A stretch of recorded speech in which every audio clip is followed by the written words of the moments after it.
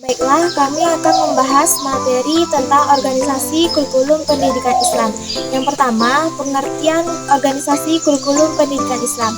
Organisasi kurikulum merupakan pola atau desain bahan kurikulum yang tujuannya untuk mempermudah peserta didik dalam mempelajari bahan pelajaran serta mempermudah dalam melakukan kegiatan belajar sehingga tujuan belajar dapat tercapai. Ada beberapa faktor yang perlu dipertimbangkan dalam organisasi kurikulum. Yang pertama, ruang lingkup atau skop. Kedua, urutan atau sekuen. Ketiga, kesinambungan atau kontinu. Keempat, terpadu atau integrate. Yang kelima, keseimbangan yaitu balance. Yang keenam, waktu itu time. Yang kedua, kita akan membahas tentang tujuan organisasi kurikulum pendidikan Islam.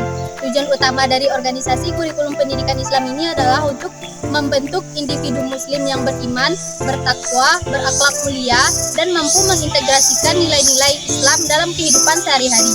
Tujuan organisasi kurikulum pendidikan Islam diantaranya adalah untuk memahami organisasi kurikulum pendidikan Islam, model organisasi desain kurikulum pendidikan Islam, serta proses pengembangan organisasi kurikulum di lembaga pendidikan Islam. Yang ketiga, fungsi organisasi kurikulum pendidikan Islam. Yang pertama, mempermudah dalam membuat struktur mendidik dan bahan yang diajarkan. Yang kedua, mempermudah pencapaian tujuan baik secara jangka pendek atau jangka panjang. Yang ketiga, mempermudah spesialisasi bahan yang diajarkan. Yang keempat, mempermudah dalam penggunaan strategi atau metode yang dilakukan oleh para pendidik. Yang kelima, mempermudah dalam koorganisasi dan kerjasama antar bagian baik pendidik atau mata pelajaran yang diajarkan. Yang keenam, sebagai jembatan untuk mencapai suatu tujuan dari sebuah sistem pendidikan yang ingin ditargetkan. Baiklah, yang keempat kita akan membahas tentang prinsip-prinsip kurikulum pendidikan Islam. Yang pertama yaitu prinsip relevansi.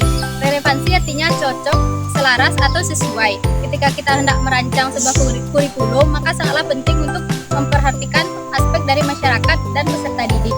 Yang kedua yaitu prinsip fleksibel, yaitu prinsip ini bertujuan untuk menjamin hasil yang lugas, dan mudah untuk diterapkan agar sesuai dengan keadaan dan kondisi pada zaman yang selalu dinamis, mengingat dari kemampuan dan latar belakang peserta didik. Selanjutnya, prinsip kontinuitas. Prinsip kontinuitas ini artinya harus terdapat kesinambungan. Pengalaman belajar yang harus menjamin kesinambungan, baik di dalam maupun di antara jenjang pendidikan dan bentuk pekerjaan. Selanjutnya, prinsip efisiensi. Efisiensi merupakan salah satu prinsip yang harus diperhatikan dalam manajemen kurikulum. Hal ini untuk memastikan bahwa apa yang direncanakan sesuai atau selaras dengan apa tujuan yang ingin dicapai. Selanjutnya, prinsip efektivitas.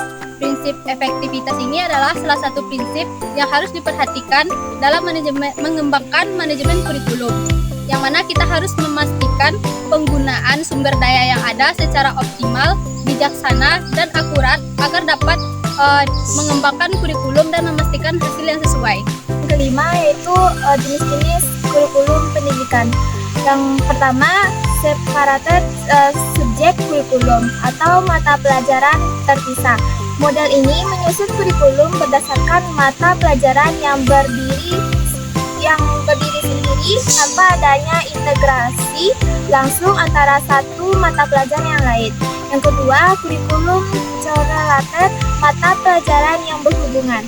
Dalam model ini, beberapa mata pelajaran yang memiliki keterkaitan, konsep atau tema dikembangkan secara bersama-sama.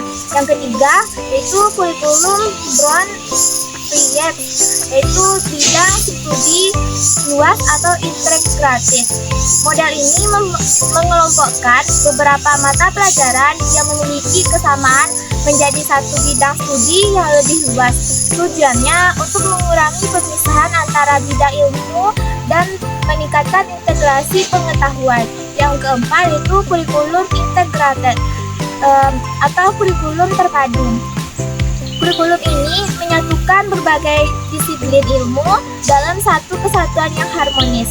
Ilmu agama dan ilmu umum diajarkan secara terpadu dengan tujuan membentuk pemikiran Islami secara penyeluruhan.